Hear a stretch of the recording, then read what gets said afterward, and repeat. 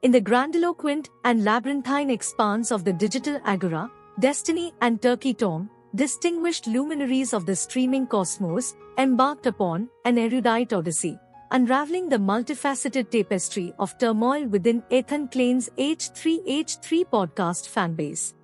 Hamas, though, the main sub has been a loading zone for emotional dump trucks. Yeah. I've seen posts blowing up on Twitter from like you're probably familiar with like Hassan Twit. Like there's like a community, like a Dream fan type community, but like for Hassan fans. So I saw this is a girl named like, I don't know, we'll go with Rachel or something with like a Hassan profile picture.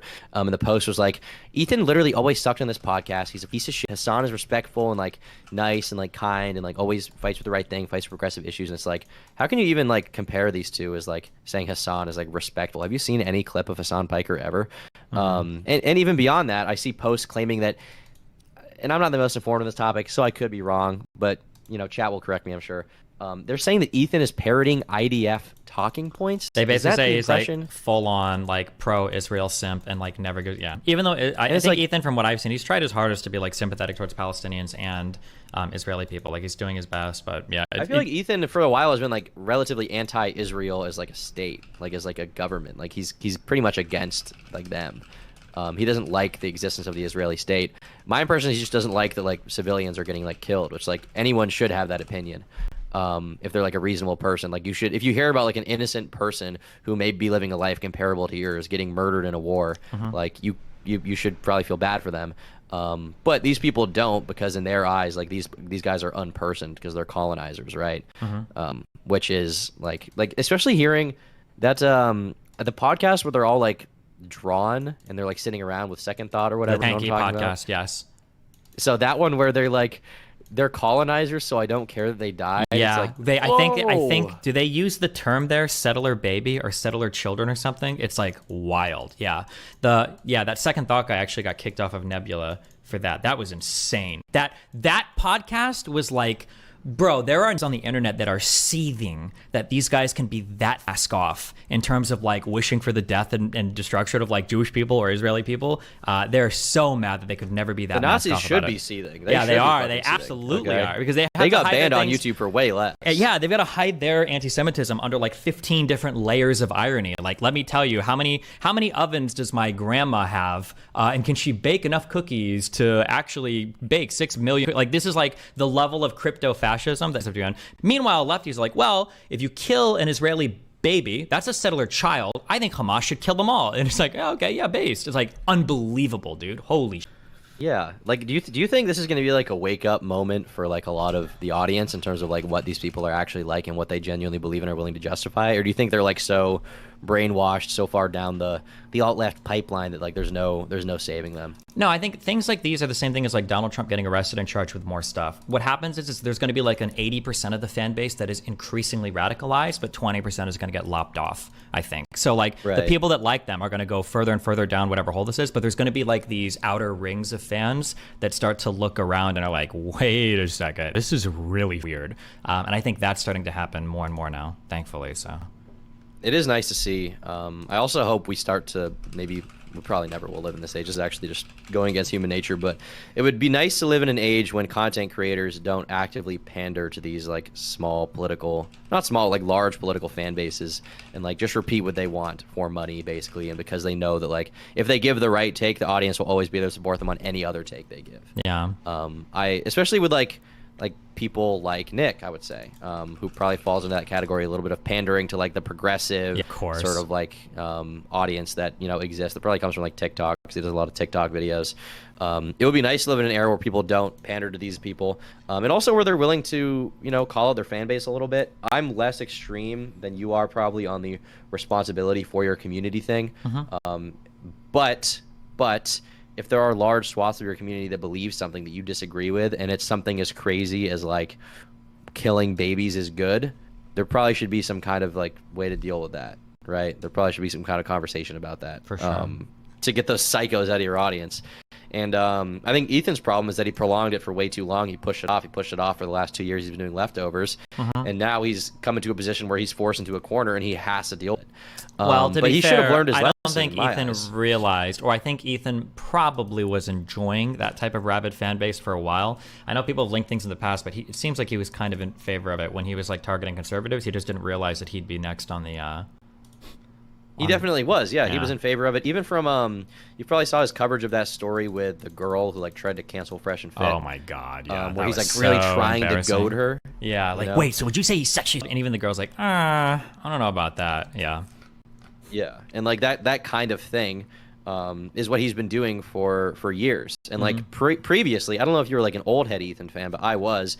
He got upset about the fact that apparently he had like a right-wing kind of demographic because he was doing anti-SJW stuff that he wanted to purge. Yeah. And now the opposite is happening. Is like, have you learned nothing for the past like 4 or 5 years? Like, you've been courting these people. There's a reason why they like you.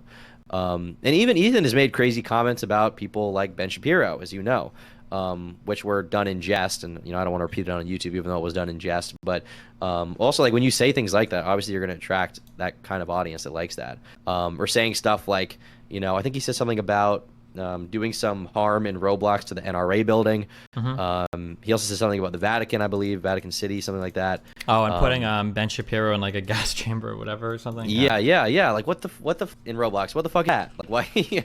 Like obviously these are the people you're gonna have. Like this is kind of the stuff you've been saying for a few years. So yeah, it's not that shocking to me, but I don't know. You gotta wake up sometime. Ethan Klein's waking up. He's taking the red pill. Yeah, okay? Shut the fuck up. Hopefully not. He's going to be so racist soon. It's going to be bad. Okay, I'm only 3.5 minutes into this Nick video.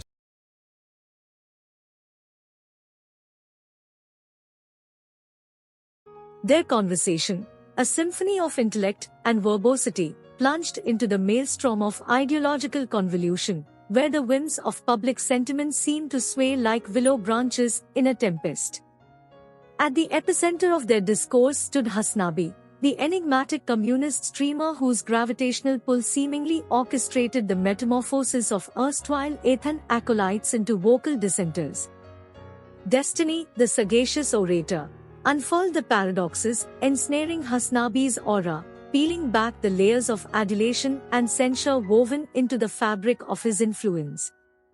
The deconstruction of alleged IDF talking points and the counterpoint of Ethan's purported transgressions revealed a tableau of moral dissonance where narratives clashed like titans on a digital battlefield. Destiny, a maestro of nuance, brandished his rhetorical sword to emphasize Ethan's nuanced empathy for both Palestinians and Israelis.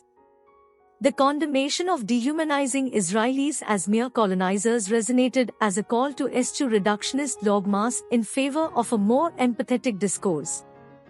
The conversation then traversed through the corridors of Nebula, unveiling the saga of YouTuber Second Thought's expulsion for callously responding to Hamas attacks on Israel. The incredulity expressed by Destiny and Turkey Tom mirrored the astonishment at the cauldron of hatred and antisemitism festering in the recesses of the digital agora. Their poignant observation on content creators pandering to political fanbases for pecuniary gain echoed the ubiquitous conundrum faced by those who tread the precarious tightrope of online prominence. The paradox of ideological posturing for financial viability cast a disconcerting shadow over the purported autonomy of digital creators. The discourse crescendoed into a contemplation on the imperative of holding creators accountable for the ethos pulsating within their communities.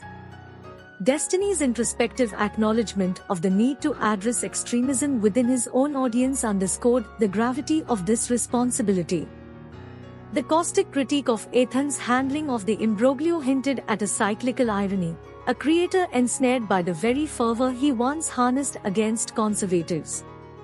The prism through which Destiny and Turkey Tom perceived Ethan's predicament refracted into a kaleidoscopic examination of past controversies and the magnetic allure that certain rhetoric held for specific audiences.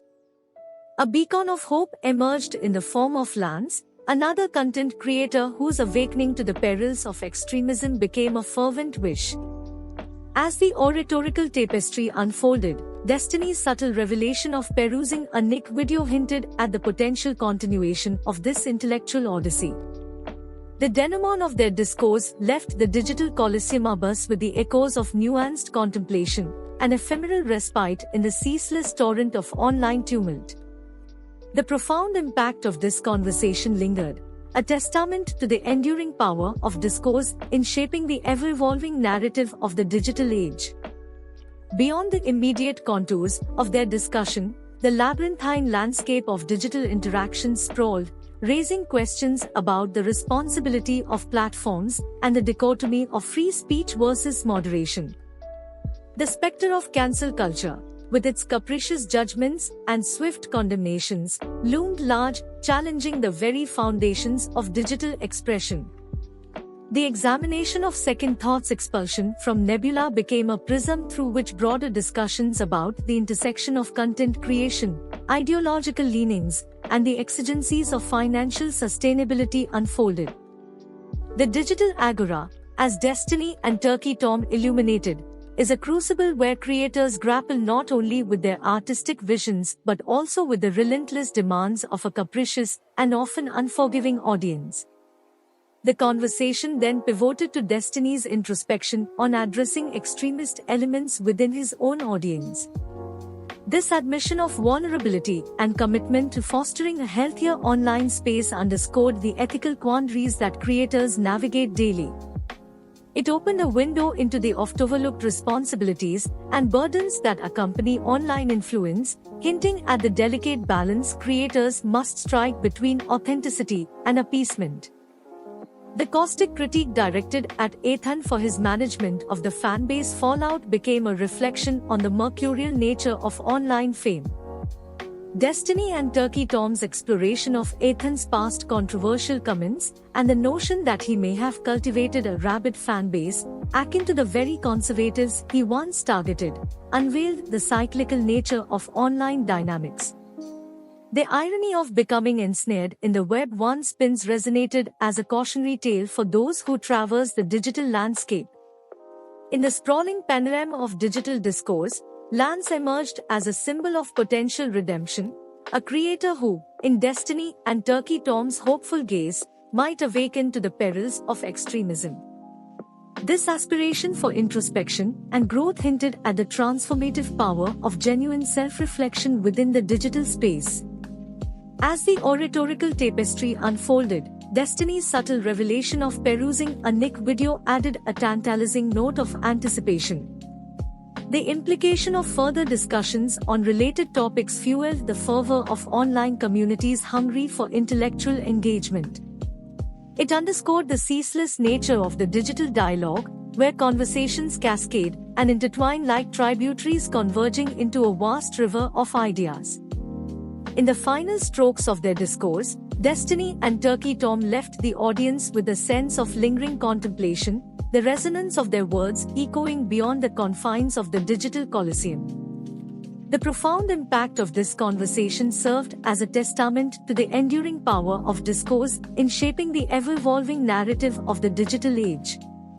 As the digital agora continued to pulsate with myriad voices and perspectives, Destiny and Tankie's intellectual odyssey stood as a beacon, a testament to the potential for nuanced, thought-provoking conversations amidst the cacophony of the online realm.